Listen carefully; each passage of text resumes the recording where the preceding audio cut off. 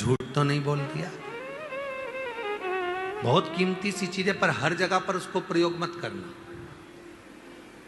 हर जगह पर उसका प्रयोग मत करना।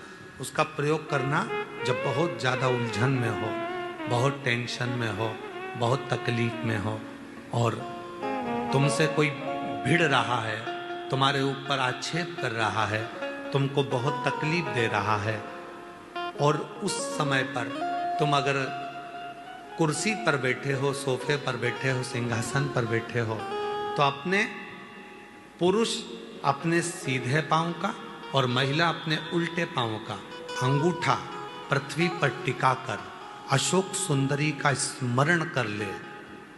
उतनी देर में आपका जो मन का टेंशन है, चिंता है, जो सामने उलझन आकर खड़ी है, 7 से 8 मिनट लगता है, धीरे धीरे धीरे धीरे हल होना प्रारंभ हो जाता है।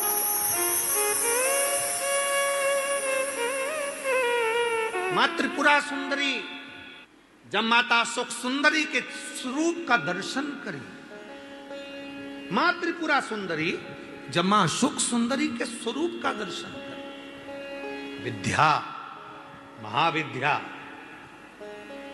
माता त्रिपुरा सुंदरी स्वरूप का दर्शन कर रहे, अशोक सुंदरी।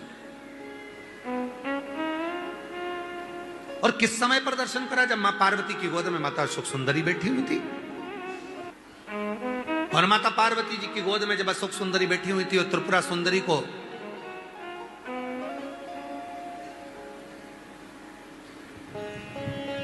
मां जगत जननी जगदम्बा अम्बा ने अब उस विद्या को स्मरण किया, और माता त्रिपुरा सुंदरी ने जब अशोक सुंदरी का दर्शन किया, देखा, देखकर क्या दूं मैं इस मातृ शक्ति की गोद में जो बैठी है उसको क्या दिया जाए? त्रिपुरा सुंदरी जी कहती हैं कि हे देवी अशोक सुंदरी, तुम मेरे त्रिपुरारी की पुत्री हो, और मैं त्रिपुरा सुंदरी मेरे त्रिपुरारी का स्मरण कर कर कहती हूं, संसार का कोई मनुष्य जब अपने पैर के अंगूठे को भूमि पर स्पर्श करेगा, उस समय पर पंजा एड़ी सब ऊपर होता है, अंगूठा केवल थोड़ा सा अंगूठा पांव का स्पर्श होता है। उस समय पेड़ी ऊंची, पंजा ऊपर, पांव का नीचे का जो भाग, खड़ा भाग नहीं, नीचे का भाग भूमि पर स्पर्श होता है। और उस समय पर जो अशोक सुंदरी तुम्हारे नाम का स्मरण करेगा और जो उस स्मरण में पाएगा, त्रिपुरा सुंदरी कहती है मैं स्वयं त्रिपुरा सुंदरी उसकी उलझनों को समाप्त कर कर उसके जीवन को खुशियों से भर। ये त्रिपुरा कह रही है, ये विद्या कह रही है, मां त्रिपुरा सुंदरी।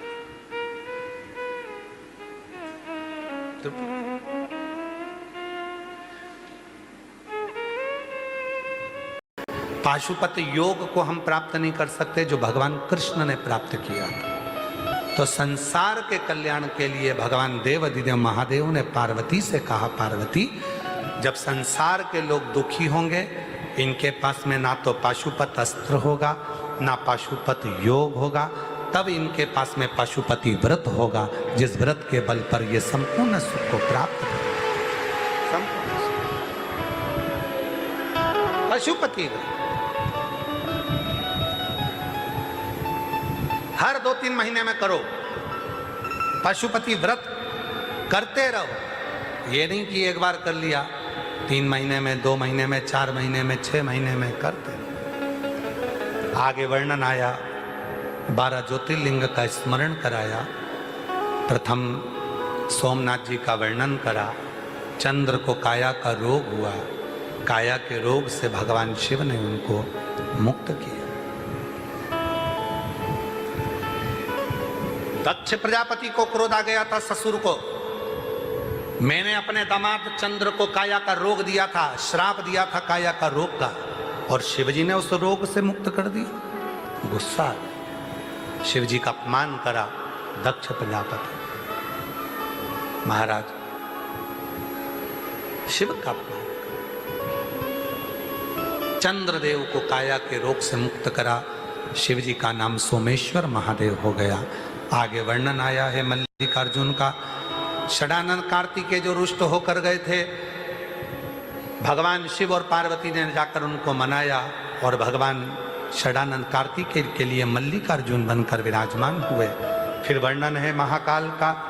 दूषण नाम का राक्षस ब्राह्मण के बच्चों को निचोड़कर उसका रक्त पीता था।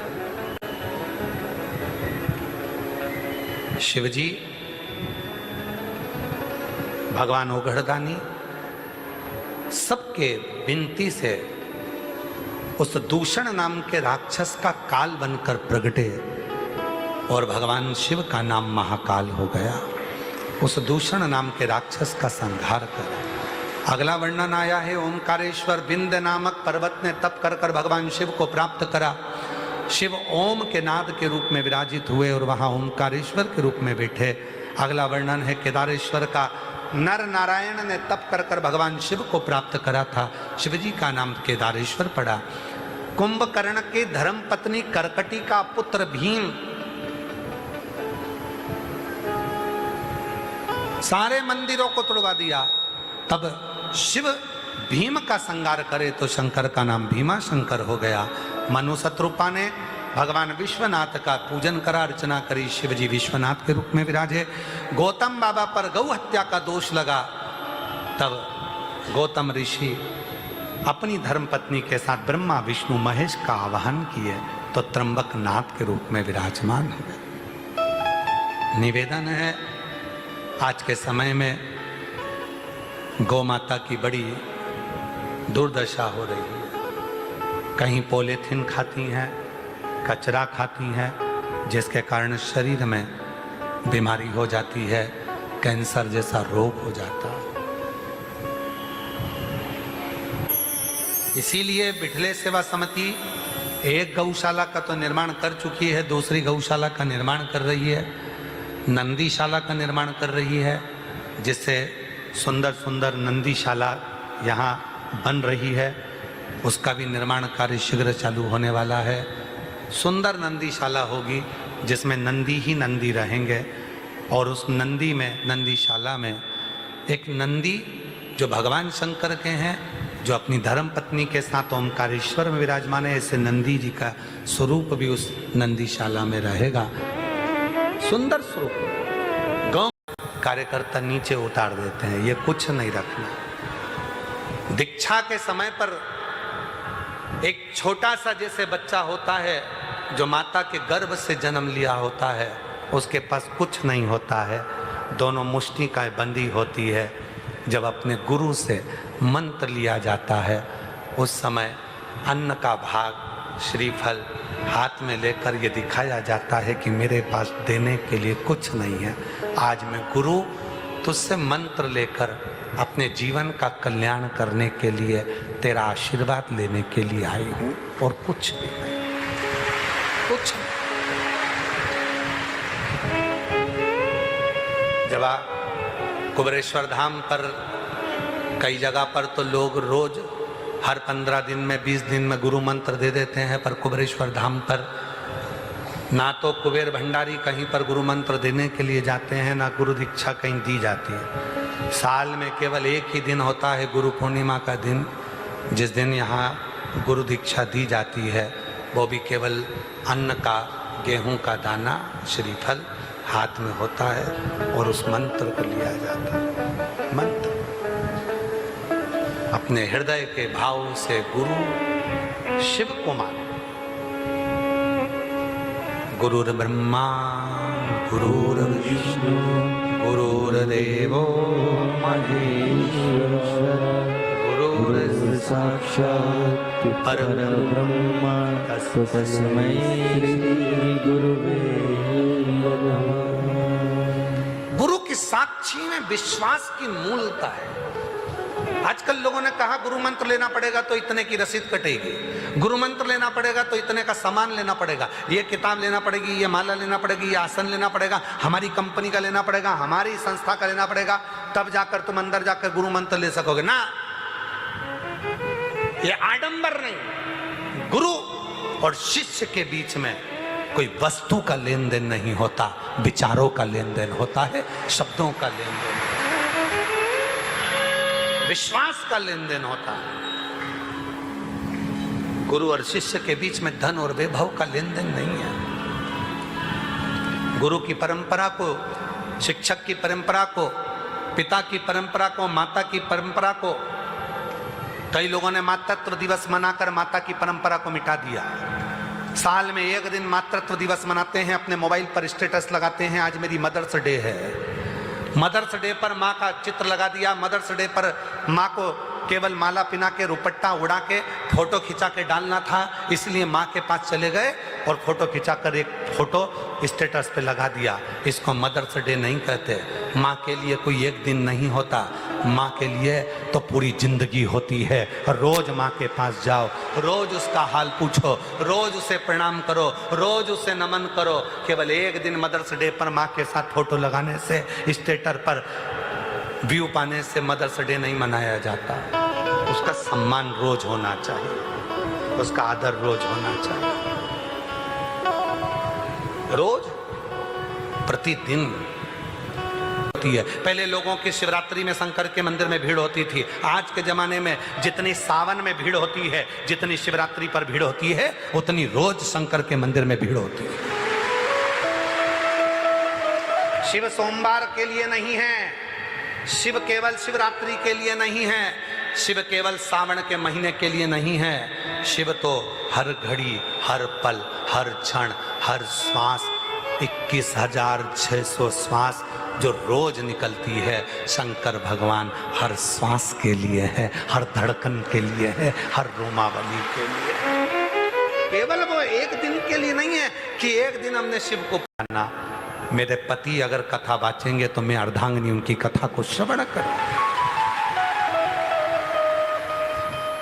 भगवान शंकर प्रसन्न होकर पार्वती को लेकर नंदी पर बिठाकर अमरनाथ की गुफा में ले गए।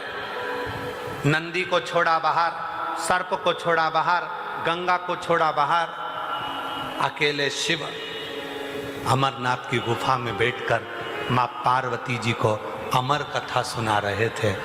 सती दूसरों के मुख से सुनना चाहती थी, इसलिए प्राण चले गए, और पार्वती शिव के मुख से सुनना चाहती थी, इसलिए पार्वती अजर और अमर हो गई।